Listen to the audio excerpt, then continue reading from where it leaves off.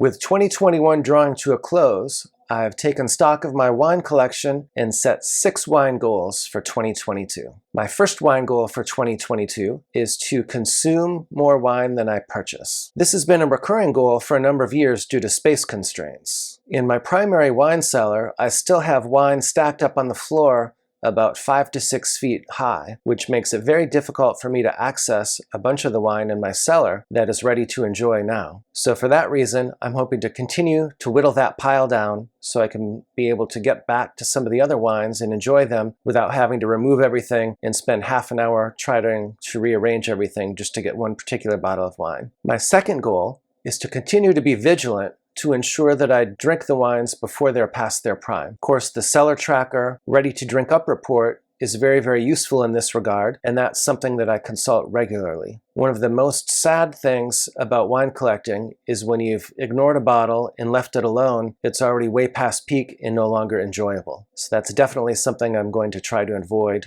in 2022. My third wine goal for 2022 is not to worry about verticals. When I first started collecting wine, I had these visions that my friends and I would often sit around and enjoy vertical tastings with 5 or 6 consecutive vintages from a single producer. As I look back on it, however, that really doesn't happen very often for a couple of reasons. First, because I typically don't have to provide all the wines myself, and second, because when it does happen, it's typically a retailer or some other establishment that will offer the vertical tasting, and I'll just need to pay a fee to be a part of it. A corollary to the third wine goal is my fourth wine goal, which is to go deep on top vintages from my favorite producers. And I mean deep. In the past, I certainly made it a point to identify and recognize top vintages and to source wines from my favorite producers during those vintages. I now realize, looking back on it, however, I did not go deep enough in those instances. Examples include 2002 Champagne, 2010 Barolo and Barbaresco, and 2009 and 10 Bordeaux. In each of those instances, I thought I was doing pretty well at the time, but in retrospect, I realized that I should have gone much, much deeper in all those instances. So going forward, I'm going to make a concerted effort to back up the truck and really stock up on top vintages from my favorite producers. My fifth wine goal for 2022 is to continue to try wines from regions that I've previously overlooked. Last year I made a concerted effort to try wines from a number of regions because I was studying for my level 4 diploma tasting exams and needed to try wines from a number of regions that I wasn't very familiar with. During the course of that process, however, I realized that there were wines from a number of regions that I really enjoyed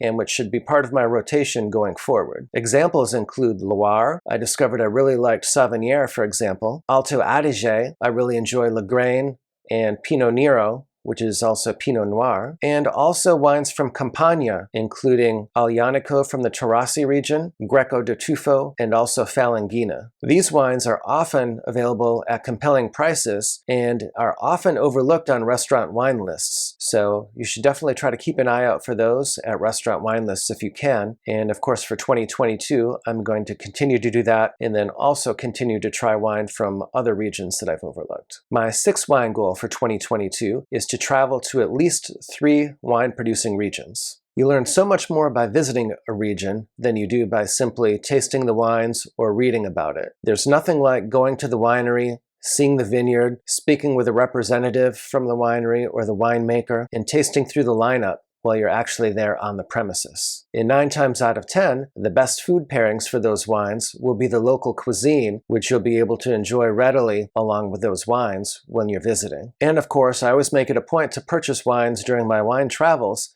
and take them back home with me so that I can enjoy them when I get home and make them part of my collection. Despite the difficulties associated with travel in 2021, I was able to get 3 visits in last year, and I'm hoping very much that I can do the same thing in 2022. Do you have any wine goals for 2022? If so, please let me know in the comments below. Please also subscribe to my channel so you don't miss the next video. Until then, drink well.